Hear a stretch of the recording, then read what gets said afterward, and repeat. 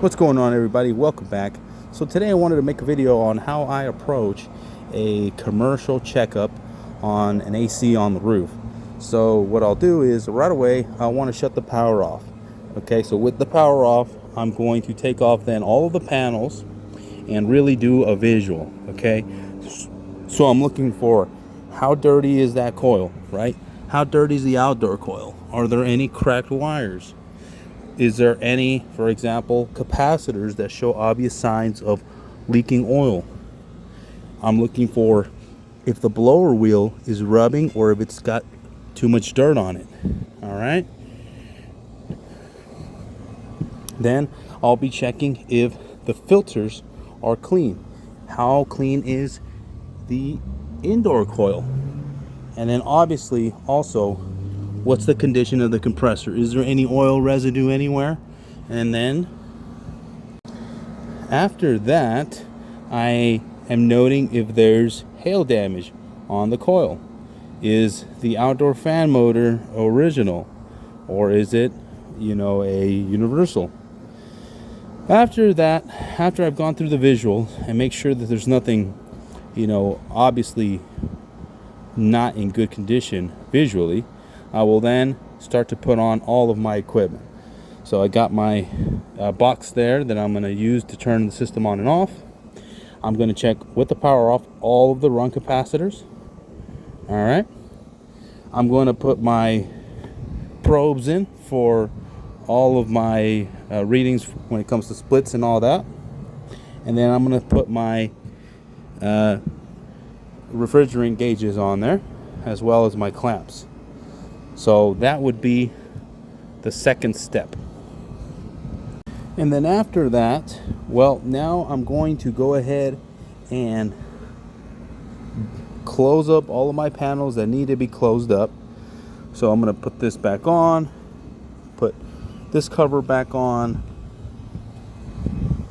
put my blower door back on. The only one I'm realistically going to leave off to check is going to be this one with the controls on it.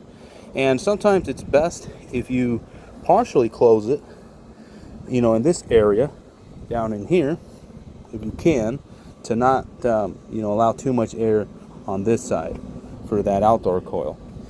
And then after that, now we are ready to power the unit on and check it while it is running. So let's go ahead and do that. Okay, so now that it's running, now we are going to go ahead and check our electrical components while it's running. So we're checking for amps, voltage, we're checking the capacitors under the load. Some folks don't do that. That's okay. They say it's a little dangerous and it doesn't give you a great benefit, but you can do it if you want. Now again, on our probes are now measuring our split. And also remember to check your condensation line. You may want to add that as a service to clean it out, regardless of if it needs it or not, because there's only so much you can see. And then of course, we don't do anything in the end of the coil at this time. And then we have our refrigerant gauges on there, Bluetooth gauges. So here's where we see all of our readings. Okay. And then after that, once I'm done with that portion of it, and I've checked it all out, now is when the time for recommendations comes in handy. So are we going to clean? Are we going to recommend coil cleaning? Are we going to recommend capacitors that need to be changed? Possibly drain lines that need to be cleaned?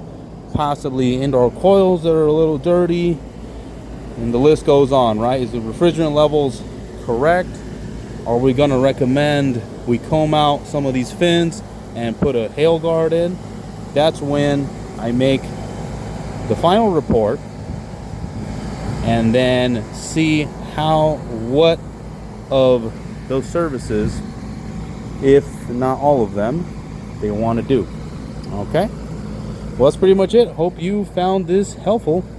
Thanks for watching.